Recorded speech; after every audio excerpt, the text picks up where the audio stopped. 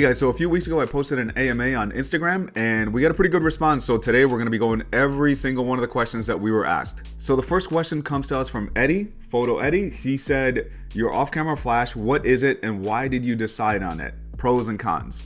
The way that we landed on our godox system is because at the time it just had the most options. So it had a lot of on-camera flashes, it had a lot of off-camera options like the 8200, which is our favorite flash. I actually posted a video about it recently and I'll link it down below. It also has the 8400 if you need more power, the 8600 if you need more power, and the best thing is that I remember at the time when back in the day you would have to have a transmitter on your camera and then you would have to have a receiver on your flash. So everything had to be linked together, and not only that, you would have to buy the receiver, buy the transmitter, and it wasn't allowing you to change power or any of that. It was just a device to send the message. So you would have to walk to your flash and change it every single time. Nowadays with the godox system, you just tell it on your remote how much power you want and you're good to go. So it just made our lives a lot easier. That's why we landed on it, and also it's very cost effective. Could we do pro photo? Yes, we could, but I also don't feel like overspending on something that no one is going to be able to tell the difference. So if no one's going to be able to tell the difference, why am I going to spend 3, 4, 5 times the amount when the equipment that we have works? It works well, and I mean, we really work these things. We use them every single week. I mean, multiple times a week. So I can attest, Eddie, that godox, send me a message and I'll send you some specifics, but 8200 and the X Pro, the transmitter, that's really all you need to get started. California Sun Girl, do you get to write off the expenses for your dogs? I've been advised not to. No, no. I wish I could, because if I could, I'd be a very rich man, because this dog is driving us into the ground. So on a personal note, Tank, who looks exactly this little golden boy right here, he's going to be going into surgery next week on the 14th, and yeah, that would be a big expense that we wish we could write off. I mean, I wish we weren't going through it to begin with, but unfortunately, no, we can't. And Maya Day asked, what iPhone settings do you recommend if you're recording for YouTube? I would say obviously nothing less than 1080p and 24 frames. I'm not a videographer, so if somebody wants to correct me in the comments, go for it. But we usually film 24 frames, and because 24 frames is going to look more cinematic, as far as I know, cinematographer step in. When you do 60 frames, it's going to look more fluid. So when you look at those videos and they look kind of like a little like too smooth, that's a 60 frames. So we usually shoot 24 frames. And we usually shoot 4K, to be quite honest, because most of the time we're going to upload those to a gallery, so it's not going to stay on our phone and take up space.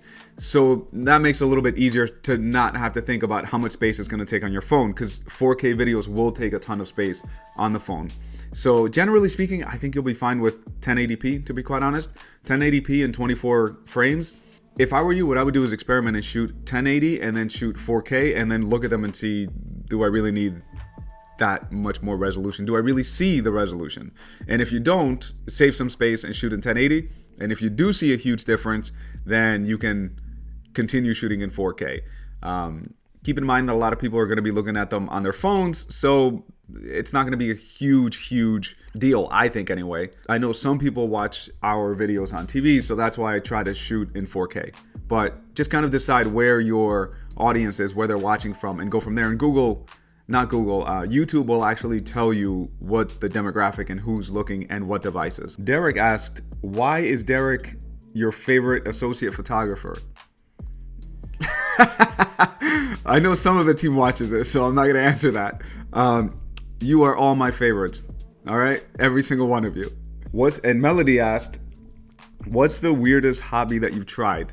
It's not weird, I guess. The only thing that I do that I think is out of character that people don't think that I would do is bowling. I love the heck out of some bowling. Last time we went bowling and I whooped some ass on the first game. Second game, not so much. I think I kind of took it all out on the first game. But yeah, bowling, that would be the, I guess, strangest, but it's not really strange. I don't really have any strange hobbies, at least I don't think. Sergio asked, is Tank a tough CEO to work for, and how many treats do I bring to apply? The answer to the second question is endless. An endless amount of treats will get you in the door because he deserves every single one of them. And is he a tough CEO? Yes, because his food is not cheap. He eats venison, And his other food, which is medicated, that one, his food bill is more expensive than mine every month. And I'm not exaggerating, but he deserves every bit of it. Nathan asked a really good question. He said, if you weren't a photographer, what profession do you think you would be in? And this is a long, I'll try to summarize it. When I was living in New York, I was shooting for a studio, and I don't know what it was. Maybe it was my age, whatever the case may have been, but I just wasn't jiving with the clientele that studio was having. You know, it is what it is. And I was this close to switching over, and I was going to go into personal training, and thank God that I didn't, because I don't think I have the patience for it. But before that, when I was in school, I always used to joke around that if I didn't become a photographer, that I would become a mailman. And the reason for that is because I like being left alone. And I think, you know, I see a mailman, he's listening to music, he's getting exercise, he's walking around, he's got those shorts, you know. So I would enjoy the outfit, I would enjoy the walking, I would enjoy the being left alone and just listening to podcasts or whatever it would be all throughout the day. I don't think it's a bad gig. So maybe I'll become a mailman later in life, I don't know. And Joseph asked, if you were able to make photos for one movie or TV show, past or present, which would you pick? I actually have two answers for this. So for movie, I would say Drive would be it. The movie Drive, I think it came out in 2011 with Ryan Gosling. The lighting was just freaking tremendous. I remember watching the movie and going, like, I was being distracted because of how cool the framing and the lighting and everything was. So being on set and seeing something like that would have been freaking awesome, because I think there's so many little nuances that you would pick up as far as color theory and all that, you know, it goes over our heads, but subconsciously we are picking it up. Even the blue that I use as my background here, I thought about that. There's a reason why I use blue. I'm not going to tell you guys. In movies, I feel like everything is intentional. In that movie, everything looked very intentional. So I think that I would really get a kick out of being around that. And a TV show, this is showing my age right now, because everything that I'm saying is from 10 years ago. So I don't watch that much TV anymore. So back then it would be Breaking Bad. Just the way it was filmed. I remember seeing the night shots, seeing the time lapses. Like, it was the first TV show where I saw where they were using a wide angle lens for their shots. It's rare that you see TV shows use a super wide angle lens. And I thought it was cool because it was getting all the desert and New Mexico and all that. So I thought that was a really cool thing. And yeah, I think that would have been a cool experience. Lauren asked, what's your favorite location to shoot at? And I think this one is actually, I mean, there are so many good locations. I was going to say it's easy to answer because off the top of my head, I know what my answer is going to be right now. But there are so many good ones. But I freaking love shooting at the sand dunes. There's something about shooting at the dunes that's different from everything in the world.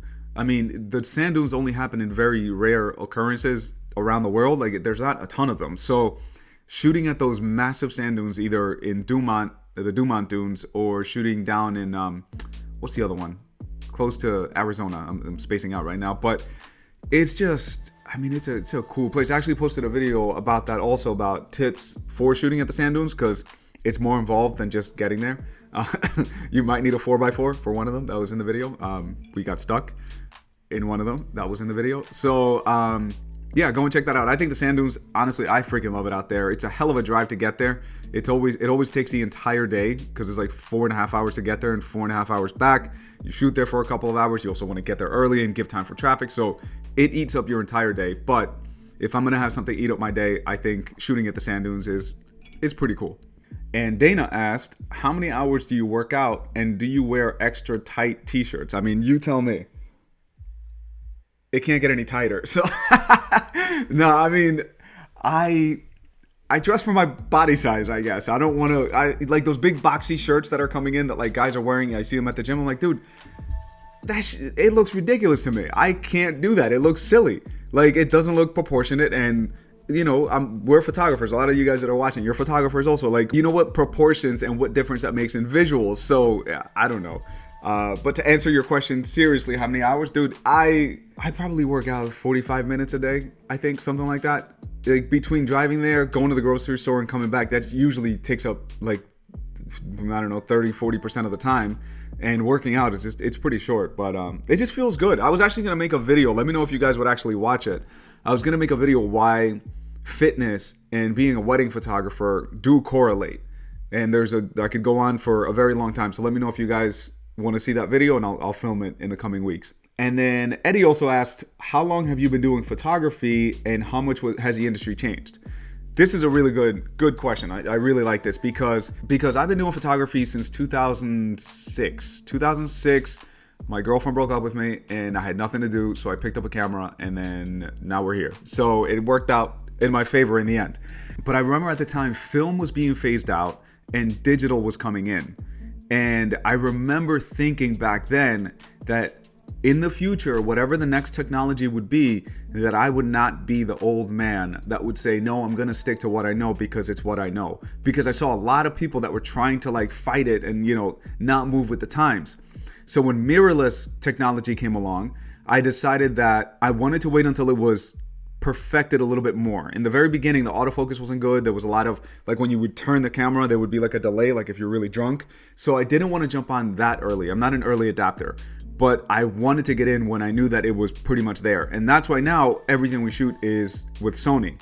I was on Nikon for 14 years and eventually I just couldn't justify staying with them anymore. So it's a matter of it's a matter of keeping up with the times and also understanding that when the technology first comes out, it probably will be a little wonky. So give it a minute, be a little patient, and then get on once things are a little bit better. I think Apple does this pretty well. I know a lot of Android people are gonna hate what I'm about to say right now, but when Apple releases something, it's a lot more smoothed out and everything is a lot cleaner. So similar effect. I always just wait just a little bit, let the kinks get worked out, and then I move on to the new system or the new technology. And going on a little side rant on that, talking about waiting a little bit. I think AI, as far as editing goes, it's pretty good, but there's about 20% that doesn't jive with the way that we do things, the protocol that we have, and that's why we haven't switched over. All the editing that we do is still in-house. It's still done by humans, by our team. So I'll wait a little bit longer and then I'll see if anything adjusts where it makes it more usable. But for now,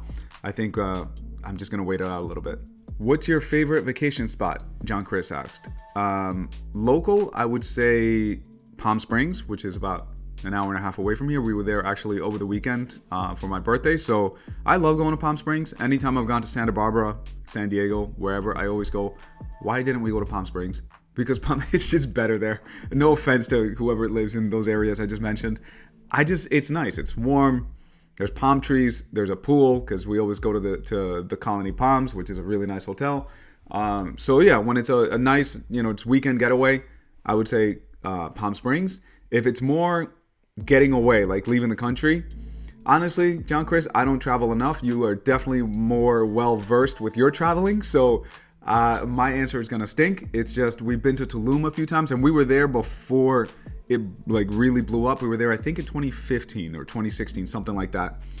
It wasn't as touristy. It was really nice. So maybe the idea of Tulum back then I'm more drawn to, because when we went again in 2019, it didn't quite feel the same.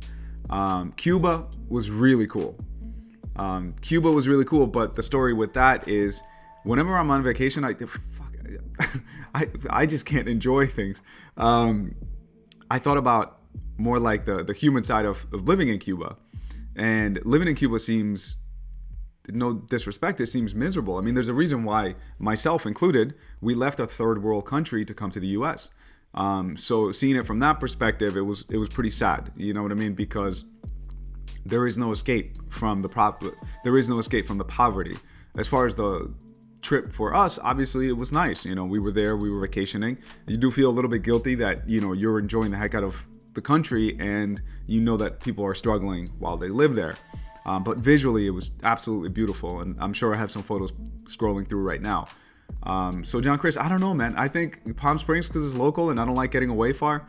And I just need to travel a little bit more because I'm 38. I need to get out and enjoy my life a little bit. And last question. This was by Ramon. And he asked, brand new to photography. I don't want to use auto on my Sony camera. Help. All right, I'm going to try to help. I would say, honestly, Ramon, I would start with maybe aperture priority. So basically like work your way up into manual. Because if you go into manual, it's really going to throw you off. With aperture priority or amateur priority, as I like to call it, no offense, what you're going to control is you control your aperture, which is how much blur you're going to get in the background, basically, and how wide your lens is going to open. Here's what I would do is on YouTube, search what is aperture and what does it do. And then I would start shooting in aperture priority, and you're going to be controlling your aperture and you're going to be controlling your ISO. So also do what does ISO do? And that way you'll start understanding a little bit about what your camera will do and how it performs, and what ISO, if you raise it really, really high, you're going to get pretty grainy. If it's pretty low, it's going to be clean, but your shutter speed is going to be slower. And then as far as your aperture, if it's on the lower end, if you're at f2.8, f4, something like that, it's going to be allowing a lot more light into your camera. And if you're at f11, f22, it's going to be allowing a lot less light into your camera. So you have to learn those little things first and really grasp it. And then I think you can move on to shooting in manual mode. Or you can just jump in and shoot in manual mode and really, dive into the deep end. Because especially with mirrorless cameras, back in the day, you wouldn't be able to visualize what your photo is about to look like. You wouldn't be able to see a preview, an exposure preview. Nowadays, you just look into the screen or you look into the eyepiece and you're going to see exactly what you're getting. But at least if you go into aperture priority to start with, you'll start understanding the camera a little bit more. It'll make you pause and not just dive in deep into shutter speed, aperture, ISO, white balance, because then it'll get a little overwhelming. And that's why a lot of people will buy cameras and then sell them cheap because they didn't want to use them and they didn't want to put them to, and they didn't want to use them to their full potential, because that is a lot of work. Actually, there's a video that I'm going to post in the next week or two about which camera I would recommend in 2023 if you're a professional, but you also want to save a little bit of money. So stay tuned for that one. Again, thank you guys so much for watching, and I'll be posting another one next week. Thank you guys.